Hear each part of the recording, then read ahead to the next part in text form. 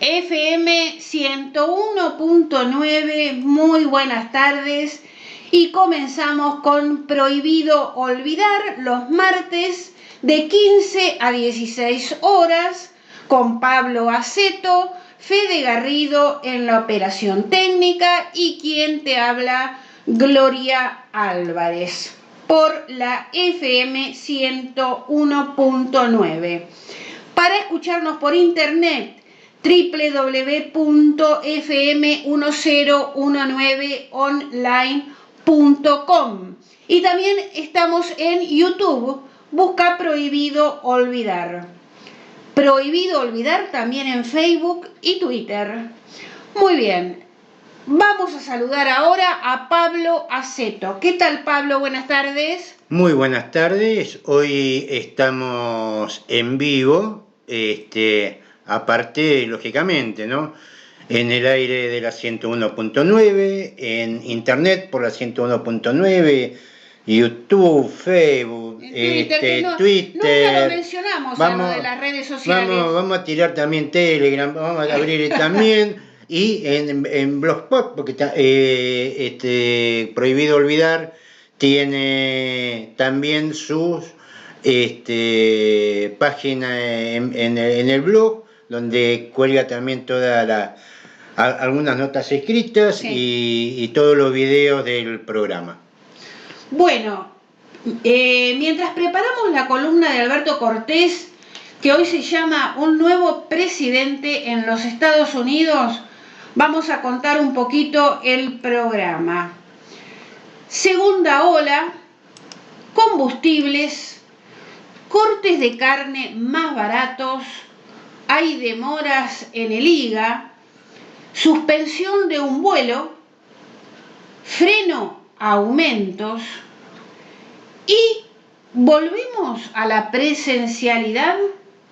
Bueno, la columna de Pablo Aceto se llama La fiesta descontrolada de la energía. Muy bien, ¿ya tenemos preparada la columna de Cortés, Pablo? Ahí vamos. Bueno. La asunción de Joseph Biden y Kamala Harris en la presidencia inicia de los Estados Unidos viene teniendo una relevancia particular, por encima de muchos otros recambios presidenciales producidos en ese país por una cantidad de circunstancias especiales. Entre ellas se destacan el producirse en medio de la pandemia de coronavirus, que ha alterado sustancialmente la vida y la economía en todo el planeta, pero que en los Estados Unidos, fruto del enfoque negacionista de Trump, ha sido particularmente dura en términos humanos. Así, mientras ese país tiene el 4,3% de la población del mundo, tiene el 19,6% de los fallecidos. Esto en el país más rico del planeta, que podría haber volcado más recursos que ningún otro en atender el frente sanitario y que además no tuvo la desventaja de haber sido el primer lugar de despliegue del virus, sin conocimiento de experiencias previas como le ocurrió a China. Podría si hubiera querido. También singularizan este cambio de mando otras características de la era Trump, muchas de las cuales se avisoraban en su inicio, pero que hoy están tan a la vista que solo una semana antes amenazaron no solamente la integridad del edificio del Congreso, por primera vez en los 107 años, sino también la vida de los congresistas. La profunda fractura en la sociedad norteamericana que llevó a la presidencia a un personaje que, aunque es un multimillonario que defendió los intereses de la oligarquía que gobierna los Estados Unidos, tanto como cualquier presidente anterior, era un outsider de la política norteamericana y encarna bastante ajustadamente la disconformidad de una gran parte de la sociedad de ese país con la marcha general del mismo y que pretende cambiarla por derecha. El discurso de inauguración de Biden tuvo un eje claro: la necesidad de la unidad del país. No solamente la grieta tiene una dimensión tal que muchos han hablado de amenaza de guerra civil, sino que resulta poco viable intentar recomponer un rol hegemónico del país en el mundo, objetivo compartido tanto por la dirigencia demócrata como por la republicana y el trumpismo, con un frente interno tan fisurado. Lo dejó en claro al proponer: que nuestra nación asegure la libertad en casa y vuelva a ser un faro para el mundo. El llamado a la unidad, lo más reiterado, no fue hecho sobre la base de conciliar con el trumpismo más extremista, ya que dijo: y ahora, un alza en el extremismo político, supremacismo blanco, terrorismo doméstico, que debemos confrontar y derrotaremos. Se espera una actualización de la Ley Patriota, que en inglés es el acrónimo de Ley para Unir y Fortalecer América, proveyendo las herramientas apropiadas, requeridas para impedir y obstaculizar el terrorismo. Impulsada por George Bush inmediatamente después de los atentados del 11 de septiembre de 2001 y reformadas ya un par de veces, que básicamente son limitaciones a los derechos humanos, las libertades civiles y piedra libre a los organismos de inteligencia y seguridad. Supuestamente apuntaría a los extremistas de derecha, pero una vez sancionadas las leyes, se pueden usar contra cualquiera. Biden resumió lo que visualiza como sus mayores desafíos diciendo: un ataque a la democracia y la verdad, un virus furioso, creciente inequidad, el aguijón de un racismo sistémico, un clima en crisis, el rol de los Estados Unidos en el mundo. Es decir, que si luego los hechos se condicen con las palabras, lo que está por verse, la agenda del nuevo presidente contiene algunos puntos progresivos, sobre todo en la política interna del país, especialmente al compararla con Trump. Política seria contra el virus en lo interno y retorno a la Organización Mundial de la Salud, retomar algún compromiso climático totalmente abandonado por el presidente anterior, volviendo al Tratado de París. También debutó con algunas medidas opuestas a la política migratoria de Trump, aunque habrá que ver con cuidado la realidad, sin olvidar que Obama, de quien Biden era el vice, detrás de un discurso progre, deportó más inmigrantes que Trump en varias etapas. Esto no debe crear la menor falsa expectativa respecto a los objetivos de Biden a nivel mundial. El nuevo secretario de Defensa, Lloyd Austin, no solo comandó la fuerza invasora a Irak en 2003, sino que pasó sus últimos años en el directorio de una de las más importantes empresas del complejo industrial militar. No son empresas, precisamente, interesadas en que se abra una era de paz en el mundo. Además, aunque Trump se caracterizaba por un discurso belicista y confrontativo, tanto interna como internacionalmente, también se ufana, terminado el mandato, que fue uno de los pocos presidentes estadounidenses que no empezó ninguna guerra, aunque siguió las que le dejaron empezadas. Incluso fue muy crítico de las previas invasiones norteamericanas en Medio Oriente. Obama, en cambio, y en especial su secretaria de Estado, Hillary Clinton, tuvieron papeles destacados en destruir Libia y Siria. En el primer caso, bajo el liderazgo de Gaddafi, que había pasado décadas confrontando con Occidente, incluso con actos terroristas, pero que había recompuesto esa relación en la primera década del milenio, Libia había llegado a ser el país de mayor desarrollo humano de África y también al tope de varios indicadores económicos y sociales. Esto a pesar de su compleja realidad social, con unos 140 grupos tribales distintos, muchos de ellos nómades, que en los 40 años de la era Gaddafi habían logrado una armonía razonable. El apoyo abierto de la OTAN, con el encabezamiento de Francia y Gran Bretaña, pero también con la intervención decisiva e imprescindible de Estados Unidos y también otros países, apoyando indirectamente a las fuerzas antigubernamentales, terminaron con la derrota y linchamiento de Gaddafi, que fue festejado por Hillary Clinton, y el cambio de situación de Libia, que es hasta hoy un país en guerra con al menos 2 gobiernos y la caída estrepitosa de todos los logros económicos y sociales del periodo anterior. Algo similar intentaron luego en Siria desde el 2013, pero en este caso Rusia y China, que en la situación libia se habían abstenido en el Consejo de Seguridad de la ONU de vetar la resolución favorable a la intervención de la OTAN, usaron en el Consejo su facultad de veto, y Rusia respondió favorablemente al pedido del gobierno sirio de apoyo militar. A pesar de las reiteradas y públicas declaraciones de los funcionarios estadounidenses a favor del derrocamiento del gobierno, no consiguieron su objetivo como en Libia, y trabajan ahora para que al menos Siria sea un país casi tan anarquizado como aquel. Mientras Estados Unidos ocupa ilegalmente parte de su territorio y aprovecha, entre tanto, las riquezas petroleras del mismo. El nuevo secretario de Estado, Anthony Blinken, ha tenido posiciones aún más intervencionistas en estas cuestiones. Cabe señalar que el general Wesley Clark, ex comandante general de la OTAN, escribió en 2003 que ya en 2001 Estados Unidos había tomado la decisión de invadir Afganistán, Irak, Siria, Líbano, Libia, Somalia, Sudán y culminar con Irán. Como se deduce de todo lo ocurrido después, hay planes que comparten estratégicamente tanto republicanos como demócratas. Habría sido muy positivo que Biden diera una definición como la de Bernie Sanders en 2016, al ser preguntado por cuál era la mayor amenaza a la seguridad de los Estados Unidos. Respondió sin dudar, el cambio climático. O tal vez, y dado que el coronavirus es el primer enemigo inmediato que se propone atacar, podría haber jerarquizado un homenaje o reconocimiento a los trabajadores de la salud, que en todo el planeta y también en Estados Unidos están a la vanguardia en esta lucha. En cambio, eligió terminar su discurso con estas palabras: que Dios bendiga a los Estados Unidos y que Dios proteja a nuestras tropas. Gracias, Estados Unidos. Escuchamos la columna de Alberto Cortés, un nuevo presidente en los Estados Unidos. Alertan que la segunda ola de coronavirus es de enorme magnitud. Esto lo dijo el ministro de Salud bonaerense Nicolás Kreplak.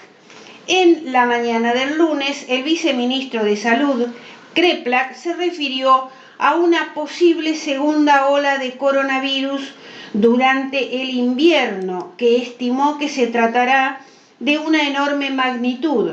Tenemos muchos casos y el rebrote que vimos a fin de año es preocupante, porque muestra que cuando no hay cuidado podemos subir aunque estemos en pleno calor. Eso habla de una segunda ola del invierno que seguramente va a ser de enorme magnitud. El tema es que lleguemos con las personas de riesgo vacunadas, cosa de que si tenemos una gran cantidad de contagiados no haya letalidad. Y posteriormente insistió, si recibimos en las próximas semanas 4 millones de dosis, vamos a tener más vacunas que inscriptos. Necesitamos que todo el mundo se inscriba, así podemos vacunar primero a las personas de más riesgo.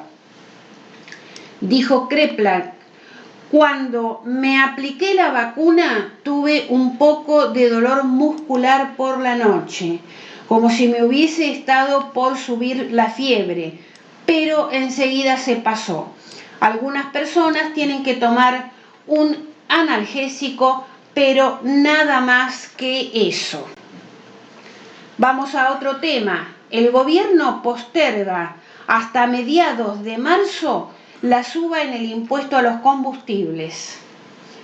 De esta manera se detuvo por 10 días otro incremento de hasta 5,2% en las naftas y el gasoil, que debía regir desde el 1 de marzo. El gobierno postergó hasta el 12 de marzo próximo la suba en el impuesto a los combustibles prevista para el 1 de marzo debido a las circunstancias actuales y la necesaria estabilización de los precios. A través del decreto 35/2021, publicado en el Boletín Oficial, se indicó que el incremento en los montos de impuesto correspondiente al cuarto trimestre de 2020 surtirá efectos para la nafta sin plomo, la nafta virgen y el gasoil desde el 12 de marzo de 2021. De esta manera, como decíamos, se detuvo por 10 días otro incremento de la nafta de hasta 5,2%. El 16 de enero último, la petrolera YPF dispuso un aumento del 3,5% promedio de sus combustibles, lo que incluye el ajuste diferencial por el incremento del componente impositivo de la nafta y el gasoil. Pasamos a otro tema. Los 10 cortes de carne que bajarán hasta un 30%. Ujú. El gobierno anunció un acuerdo de precios para conseguir los cortes más populares en 1.600 puntos de venta de todo el país. La medida regirá hasta el 31 de diciembre. Bueno, hay que aclarar que no es en todos lados. Son en las cadenas de supermercados y en las cadenas de las carnicerías que estén asociadas a los frigoríficos exportadores. Creo que con una metodología bastante extraña, los fines de semana, los Sí. tercer miércoles Sí. del cuarto Sí, menguante, ahora lo vamos a mencionar, sí. que la verdad que hay que andar con un almanaque, pero bueno, es lo que hay. Bueno, mira, Pablo, para las fiestas se habían anunciado también 3 cortes populares. Era asado vacío y no recuerdo el otro corte cuál era. Sí, fue por 3 días, un fin de semana. No, pero la gente decía que en la mayoría de las carnicerías y de los supermercados no conseguían esos cortes. Bueno, Eh, si nos vamos a poner a fijarnos en detalles, no, Bueno, no arrancamos para ningún lado. No, esperemos que con estos cortes no pase lo mismo, ¿no? Muy bien, el acuerdo se selló tras un encuentro entre el presidente Alberto Fernández con representantes de las cámaras de frigoríficos, carnicerías y supermercados. Según se dijo, el programa alcanza a los 10 cortes de carne vacuna más populares con rebajas de hasta el 30% en relación a los valores promedio de diciembre. Acá está. Dice, los precios estipulados van a estar congelados hasta el 31 de marzo en una primera etapa y luego se van a revisar periódicamente. Se van a comercializar los fines de semana Ajá. y los primeros 3 miércoles de cada mes. Los primeros 3 3 miércoles. miércoles de cada mes. En supermercados y cadenas de carnicerías y todos los días en el Mercado Central de Buenos Aires. Queda complicado. Al que nosotros no tenemos acceso. Porque No, aparte, No vamos a poder entre llegar. los cortes populares que le dicen ellos, sí, está el espinazo. sí, Francamente, tendrían que empezar a revisar las cosas que hacen, las cosas que ¿el dicen. espinazo para qué sirve? Mirá, podés hacer una sopa, un caldo. Sí, Es el hueso de la columna vertebral de la vaca, que no tiene carne, tiene algo de carne pegada. claro, el tema es que no tiene prácticamente carne. Eso No, es puro es hueso. para hacer una sopa. Sí, Esto es más o menos como me acuerdo en las últimas etapas del gobierno de Cristina, que en un supermercado vendían la carcasa del pollo, es decir, el hueso de pollo para que la gente se haga un caldito. sí, Qué sé yo, no. la verdad que hemos llegado tan abajo que lo presentan hasta como un anuncio, espinazo. Sí, bueno, les cuento. Los cortes y los precios por kilo son los siguientes. Tira de asado, 399 pesos. El vacío, 499 pesos. Una bicoca. Matambre, 549 pesos. Tapa de asado, 429 pesos. Cuadrada y bola de lomo, 489 pesos. Carnaza, 359 pesos. Falda, 229. Roast beef, 399. Carne picada, 265. Y bueno, el espinazo que vos decías recién, 110 pesos. Y bueno, no va a servir para afilar los dientes. Bueno, el acuerdo se da en medio de una fuerte suba de los principales cortes de carne que habían desatado la protesta de los consumidores, bueno, y aparentemente la preocupación del gobierno, ¿no? Sí, largaron el espinazo. Claro. Bueno, Eso sí que te tiraron un hueso, ¿eh? Eso sí que te tiraron un hueso. Esto es la verdad que bueno, maravilloso. mirá, estos cortes se van a poder comprar en Coto, Jumbo, Bea, Disco, Carrefour, Walmart, La Anónima y Día. Habría que controlar que en estos lugares estos cortes estén, ¿no? Y a este precio. De la reunión... Bueno, hay que ver acá la cadena de carnicerías que estén relacionadas con los... con estos supermercados. No, con los frigoríficos, Ah, con porque los este es un frigoríficos. acuerdo que se hacen con los exportadores, Ajá. Muy que no bien. largan el espinazo. Sí. La reunión se hizo en el Salón Eva Perón de la Casa Rosada y además del presidente participaron los ministros de Desarrollo Productivo Matías Culfas, de Agricultura Luis Basterra y la secretaria de Comercio Interior Paula Español. Yo me imagino a Eva Perón diciendo, acá va el espinazo. Sí, y varios empresarios de la carne. Sí, me imagino a Eva Perón Ahí va el espinazo. escuchando esto. Sí, Bueno, sí. Bueno, digo que para agregar, ¿no? Ya para terminar, aparte de que la carne está carísima, las frutas y las verduras también están carísimas. Lo que está abajo son los ingresos. Acá es un problema de ingresos. Sí. Por eso también la información anterior congeló lo que era el precio de los combustibles. El precio de los combustibles disparó todo. Sí, es lo que decimos en este programa. La energía es un componente esencial en cualquier cadena de costos, más con la cría de ganado que se hace ahora por Feedrot. Es todo combustible, porque no es que largan el ganado, come el pasto que crece gracias a la lluvia y el sol. Hay que crearlo con alimento, con granos, claro. Y la utilización de granos es la utilización de combustibles, tractores, transporte, los fletes. Entonces termina todo relacionado al uso de combustible, y como el precio internacional está subiendo, ¿a quién le interesa cobrarte tus pesos? Los tipos quieren los dólares.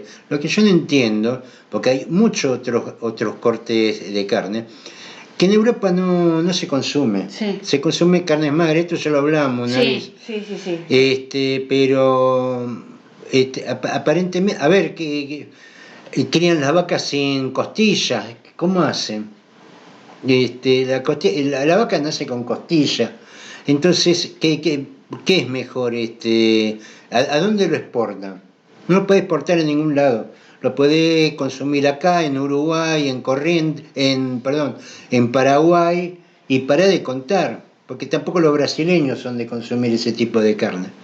Entonces, realmente no se entiende, cosa que ya resolvió hace años Uruguay, que tiene las mismas costumbres alimenticias que la nuestra, que ellos, la carne magra, por ahí un vitel toné a fin de año, básicamente no nos gusta la carne tan seca, tenemos el gusto acostumbrado a otra cosa.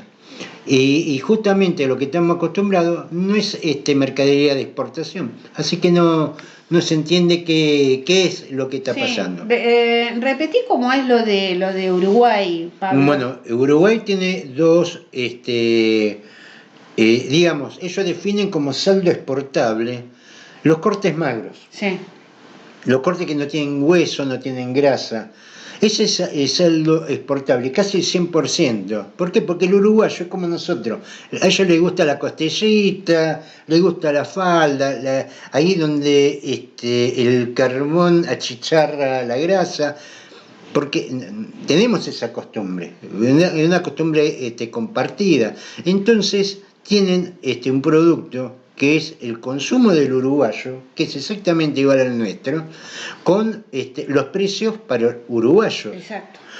Y todo lo otro es saldo exportable. Claro. Es decir, no hay conflicto. Nosotros generamos conflicto al cohete, no lo entiendo. Se entiende si en el marco de una proyección de aumento de la energía todavía falta, si bien se suspendió esto, vamos a ver cómo van a resolver el tema de los otros servicios, pero evidentemente no hay un precio para argentinos, no hay un concepto de saldo exportable, es todo exportable, entonces vos te encontrás en la góndola del supermercado con los precios de la bolsa de Chicago. Claro. Y vos vas con la jubilación argentina. Sí, a querer comprar a querer comprar los precios cotizados en la bolsa de Chicago. Y bueno. Bueno, Pablo, mira, vamos a tu editorial, si te parece. La fiesta descontrolada de la energía. Bueno, la noticia nos habla sobre un problema realmente complejo en lo que es YPF. Sabemos que ahora apareció el Ignoto González al frente de la empresa privada con participación del Estado, que es YPF. Pablo González, tocayo mío, mira, que se le ha buscado antecedentes en relación con la energía, con muy poco éxito. Por ahí lo que hicieron el currículum, tuvieron que poner una participación, un paso como director de Dietrich Gas, Sociedad Anónima, en el año 94, como para acercarlo a un perfil que tenga que ver con la empresa YPF. Vivió de la política toda la vida, ahí en Santa Cruz. Sí. Fue vicegobernador, fue jefe de gabinete, fue candidato a vicegobernador y vicegobernador con Alicia Kirchner. No es que Nielsen estaba a la derecha y vino a la izquierda a poner, nada absolutamente de eso.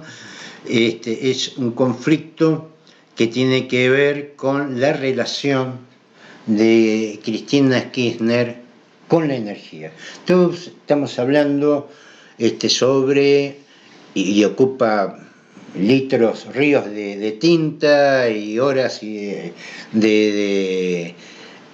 televisión por aire y cable sobre las pretensiones de Cristina en relación con la justicia, pero nunca se habló claramente la relación de Cristina con el tema de la energía, que viene de la época de Santa Cruz con las privatizaciones de Carlos Menem, que también y con tanta alegría apoyó Néstor Kirchner en su momento. Tiene que ver esa relación también con Néstor, cuando en el 2007 Cerro Dragón es concesionada por 50 años más, cuando vencía la concesión en el 2017, 10 años antes. Tiene que ver con ese discurso de elogio hacia Repsol en ese momento, que a la semana siguiente, casi a la semana, se propuso comprar el 51% o expropiar el 51% de la empresa, porque la empresa Repsol, que ella tanto había elogiado, se había llevado 20 años de reserva de hidrocarburos, 30 de gas. Problema, eso estamos hablando allá por el 2009, que generó el conflicto que hoy estamos viviendo con la falta de dólares, caída de la balanza comercial, porque ahí la Argentina, en ese esquema privatizador que había dejado Menem y que nadie había cambiado, había perdido el autoabastecimiento y tuvo que salir a gastar dólares para comprar energía. En algunos casos, algunos buques gasíferos fantasma, toda la corruptela de siempre. Sí, que nunca llegaron eso. La corruptela de siempre, que nunca puede estar ausente. Y en ese proceso como manera de salvación, porque ya Cerro Dragón lo podés entregar una vez, 2 veces no lo podés entregar. Salió lo de Vaca Muerta. ¿Cuánto hemos hablado de Vaca Muerta este año, el otro año pasado, ese fiasco que es Vaca Muerta, donde a pesar de que la ley de hidrocarburos votada en tiempos del gobierno de Cristina Kirchner prohibía la exploración y la explotación dentro del territorio nacional de nuestras empresas petroleras, sí. YPF invirtió en exploración y en investigación de Vaca Muerta. ¿Por qué? Porque le allanaba el camino a las petroleras extranjeras, claro, que a su vez recibieron enormes cantidades de subsidios. 6.400 millones durante la pandemia pagó este gobierno a Teppetrol, que es el brazo petrolero de Techim. Por eso, a pesar de que salió la ley de impuesto a la riqueza, que todavía no se sancionó, vos por un lado le estás sacando un 1% en peso y por otro lado le estás dando millones de dólares. ¿Cuánto hablamos de esto, no? De que mientras YPF se hacía cargo de la deuda, de la exploración y la investigación de Vaca Muerta, mientras las petroleras extranjeras y privadas extranjeras se hacían de subsidio. Vamos a empezar un poquito con lo que fueron los acuerdos de Cristina Kirchner con Chevron, algunos acuerdos secretos, pero que entregaban el recurso por 100 años. La expectativa en esa época era otra, el precio del barril era otro, y la verdad que los costos de Vaca Muerta poco tienen que ver con lo de Marcellus, que es en Filadelfia o el este de Texas, los costos son mucho más bajos. Un barril de $60 ya le sale rentable. En la Argentina tiene que ser de 100, porque si bien la roca madre donde sale el petróleo es igual en todos lados, la conformación superior de la roca es distinto en todo lado del mundo y los costos acá son inmensos.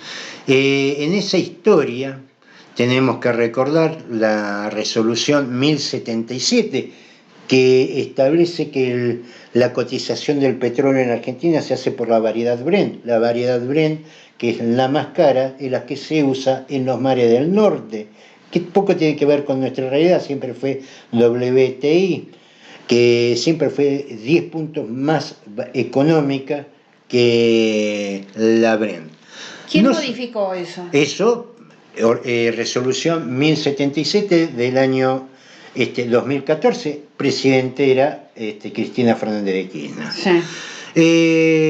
Ya en este gobierno, con el gobierno de Alberto, el berretín, por tener el control del negocio energético, si bien el tema energía no se habla en ningún lado, pero es un tema fundamental. Imagínense cómo sería nuestra vida sin la existencia de la energía. Entonces, controlar la energía en todo lado del mundo es una cuestión estratégica y para Cristina también. Empezó, me acuerdo, en julio, que nombra a Ignacio Barrios Arrechea como director o uno de los directores de la ente binacional Yacyretá. Barrios Arrechea es un viejo apellido radical, pero bueno, aquí estamos, estos somos. Y Arrechea se puso como punto de Cristina en Yacyretá. Otro, podríamos hablar de Miguel Galuccio, que fue el presidente de YPF durante la época de Cristina, que a los 6 meses de dejar YPF hace una empresa petrolera. Sí, sí. ¿Se acuerdan cuando gana Macri y salen a buscar contractores con paramecánica los containers con plata allá en el sur. Sí. Vos fíjate una cosa, Vista Oil, que es la de Galucho, que es gente de Cristina, forma una sociedad que se llama Vista Oil y Gas, que no es en Argentina, se hace en la Bolsa Mexicana de Valores. ¿Cómo funciona esto? Es una sociedad que no tiene capital. Es un proyecto económico que se invita a los inversores a una propuesta económica para la explotación, en este caso, de hidrocarburos. ¿Qué es lo que consiguió Galucho? 800 millones de dólares. Fue el tipo, se presentó en la Bolsa de Valores de México y que se consiguió 800 millones de dólares. Y lo estúpido estaban cavando allá en el sur. Digo, nadie pregunta por de dónde salieron esos 800 millones. Hay una justificación, se habla de algunas empresas, pero hay 150 millones que vienen de orígenes difusos. Uno de los que respaldaron es Riverstone, que aportó 650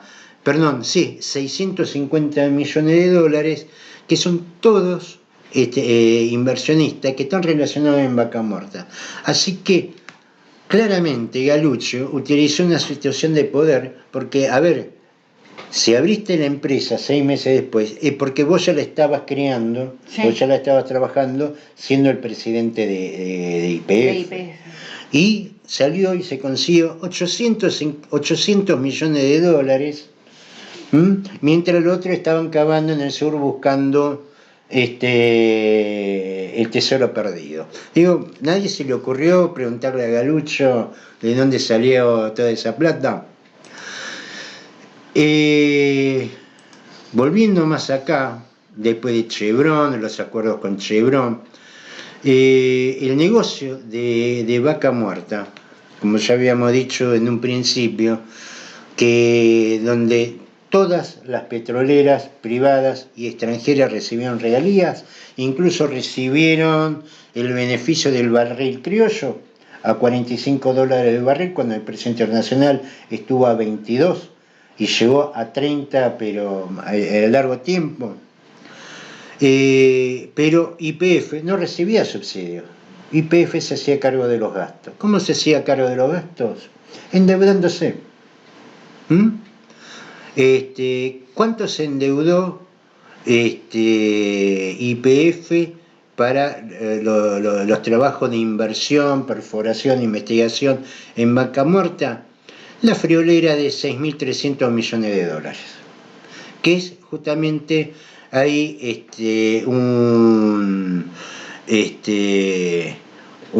dinero arriba de los 42 millones de dólares que vence el 31 de marzo y que no hay plata. Ahora, no es que no hay plata en YPF, no hay plata en YPF, pero tampoco el Banco Central tiene los dólares para convertir los pesos en dólares y pagar esa deuda. La primera avanzada en la renegociación de YPF fracasó. Si bien esta aparece como más generosa para los acreedores, la verdad que la asamblea de acreedores no llegó al quórum. Se formó una asamblea de acreedores. Tengamos en cuenta esto. Emitir es malo. Emitir deuda es peor, porque encima lo haces en moneda extranjera y en legislación extranjera. Porque, emitir uno, emitir el otro, está mal. Pero cuando vos emitís pesos, no tenés que pagar intereses y no tenés que ir a solucionar tus cosas en Nueva York con legislación extranjera. Lógicamente, hablar de emisión es un anatema, emitir deuda es muy chic. En esa deuda de 6.300 millones, donde uno, hemos venido escuchando cómo es el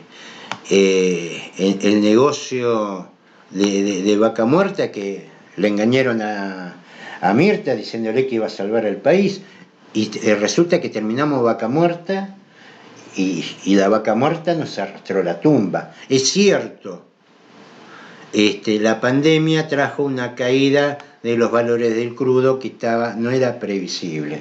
Pero si recordarán, durante todo el 2019, nosotros veníamos hablando de esa caída del precio independientemente de la caída por el coronavirus, cuando el precio del petróleo jugaba a la baja.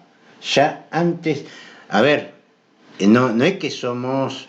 tenemos la bola de vidrio que adivinamos el futuro. Es leer las publicaciones especializadas. Ya se hablaba de un retroceso y ya se hablaba también que en relación de lo que es la producción de Shell en Estados Unidos, que si bien logró una década de ser el primer productor de hidrocarburos gracias al fracking, eso se estaba cayendo, porque los pozos que se suponían que iban a producir 50 años, estaban produciendo un año, y había que hacer pozo tras pozo tras pozo. Y es lo mismo que pasó en la Argentina. Y están los programas grabados, los pueden ver durante todo 2019, antes que empezara la pandemia estábamos hablando del blef de Vaca Muerta, porque los pozos no tienen la capacidad de entregar producto igual que un pozo convencional, bajo ningún punto de vista, a partir de que también es mucho más contaminante, porque se hace compresión de agua, sale elementos radioactivos de abajo de la tierra, contaminando el agua para siempre, que a pesar de que el agua cotiza en Wall Street, acá se la damos gratis, pero nunca fue un negocio el fracking, y eso ya se sabía por la experiencia norteamericana, donde se encontraron que los pozos que ellos pensaban que iban a dar 50 años de petróleo, daban 1, y en 3 años daban el 98% de toda la capacidad que tenía para producir hidrocarburos, teniendo en cuenta que los principales pozos, los primeros pozos, se hacen siempre en los lugares óptimos, es decir, que los pozos que vos estás haciendo después ya no son tan óptimos, por lo tanto la producción proyectada es siempre menor. Este juego de dólares, donde en el 2019 la industria petrolera, y estamos hablando de 2019 que no había pandemia, tuvo una tasa negativa en la balanza comercial de 1.400 millones de dólares y no estaba la pandemia. Y arrastró a YPF a esto. Digo, estas cosas hay que tener claras, porque esto es el precio de la carne, esto es el precio de los fletes, esto es el precio de las cosas que compramos todos los días, que hoy por hoy estamos en una situación donde YPF vale más su deuda que la empresa en sí. Está en default YPF. No está en default, está ahí nomás. Sí. Se supone que un acuerdo va a estar, es un acuerdo calzado, se pretende calzado a lo que es la exportación de hidrocarburos. Yo no me canso de decir que la Argentina no es un país petrolero como Venezuela o como Arabia Saudita, es un país con petróleo. Y los precios internacionales, tenemos que fijarnos hoy, no superan el piso de los $60, es decir, todavía no se llega al precio de pre-pandemia. Así que no sé cómo es que son rentables estas empresas, porque están subsidiadas. Y el caso de YPF se financió con deuda. La diferencia es que los 6.400 millones de dólares que le dieron a Paolo Roca antes de meterle la ley de contribución a la riqueza, que todavía no está reglamentada, esa plata se la quedó porque es un subsidio, pero YPF tiene que cancelar sus deudas. Entonces, cuando hablamos de lo mal que estamos, de las situaciones que atravesamos, hay que tener en cuenta estas cosas, porque no es que la plata del país se evapora a la nada. No, esa plata que está faltando, que se representa en un aumento de la inflación, es producto de todos estos negociados. Hoy la Argentina tiene que disponer de 6.300 millones de dólares para que YPF pueda pagar su deuda, porque esas deudas se pagan en dólares, mientras estuvimos subsidiando petroleras extranjeras, que son lo que se supone que tienen que invertir y hacer el riesgo, y el riesgo lo hizo la petrolera con participación estatal, que tiene prohibido, de acuerdo a la ley de hidrocarburos, explorar y explotar sola su propio territorio y recurso. Entonces, esto que es claramente, no estamos discutiendo ni políticas de mercado, ni estamos discutiendo choreo. Esto es liso y llano. Esto es el costo que se llevan los jubilados, este es el costo que se llevan los consumidores, este es el costo que se llevan los trabajadores, los desempleados. Cuando uno explica o trata de buscar una explicación de por qué el 60% de los chicos de la Argentina, que es un país lleno de riquezas, son pobres, y bueno, acá está la respuesta. Y la verdad que tanto el gobierno de Alberto Fernández, Macri, Cristina Fernández, Néstor Kirchner, De la Rúa, Duhalde, ninguno modificó ninguna de las cuestiones que dejó en su momento Menem. Es más, de los 3 decretos desreguladores de Carlos Menem que sirvió para privatizar las empresas del Estado, Cristina Kirchner la dejó de hacer decreto y las hizo ley con la ley de hidrocarburos. Y hoy van por una nueva ley de hidrocarburos que siga garantizando dólares para la transferencia de regalías de un petróleo subsidiado. Muy bien. Volver a las clases, volver a la presencialidad. En el 2020 hubo, con aciertos y desaciertos, y no sin dificultades diferentes maneras de hacer escuela. Está claro que si nos preguntan, ¿preferimos las formas remotas de hacer escuela o la escuela presencial? Todos, padres, madres, docentes, chicos, jóvenes, eligen volver a la presencialidad, porque la escuela mitiga algunas desigualdades que no se generaron por la pandemia, ya estaban, pero sí se hicieron evidentes. No fue lo mismo el aprendizaje durante el distanciamiento, se notaron más las diferencias, por ejemplo, en el tema de la conectividad. Sin escuela, la desigualdad se agrava para los más vulnerables. Tenemos el 50% de los chicos pobres en nuestro país. La escuela es aprendizaje, pero también es convivencia, es apertura. Y los estados deben garantizar el derecho a la educación y a la conectividad, entre otras cosas. También deben garantizar condiciones edilicias y movilidad para llegar. Con todos los protocolos y los cuidados, los chicos deben volver a las escuelas. Mirá, esto lo habíamos dicho en junio. No vaya a ser que el día que los chicos vuelvan a la escuela, las escuelas no estén en condiciones. Y esa es la verdad. Sí, en condiciones edilicias, por ejemplo. A ver, pasamos ahí por Peralta Ramos, es un jardín, ¿no? Pero tengo miedo que un día me ataque un león de ahí adentro. Sí, se ven en muchas escuelas. Yo paso rápido por la duda. Los pastos altos. No quiero saber lo que es adentro. Ahí también el tema de que se está discutiendo presencialidad sí, presencialidad no. Los que avanzaron tuvieron que retroceder, dicen, en otras partes del mundo. En otras partes del mundo, en el hemisferio norte todavía está en receso escolar. Y los que avanzaron sobre la presencialidad, como el caso de la burbuja, que son los israelíes, que son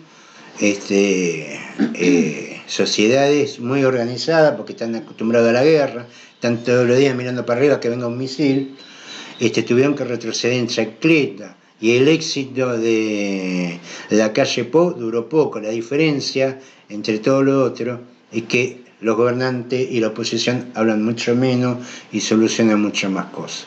El 17 de febrero está calculado que comienzan las clases en el AMBA, en Cava. Vamos a ver qué pasa para el 15 de marzo. Porque, a ver, acá en vez de discutir si presencialidad o lo otro, empezar a buscar soluciones. A ver, quería empezar con algo presencial, bueno, pero anda teniendo en cuenta que por ahí el 15 de marzo tiene que cerrar todo de nuevo. Entonces, bueno, pero empezar... se puede intentar. No, a ver, esto es matemática. El virus, a ver, la información que se da con la vacuna rusa no es buena. Ahí no solamente los rusos, están en todos lados pidiendo vacuna, la capacidad de producción no alcanza para abastecer a ninguno. Estamos nosotros como Italia, además los mismos países productores de vacuna tienen problemas para llegar con la vacuna a todo.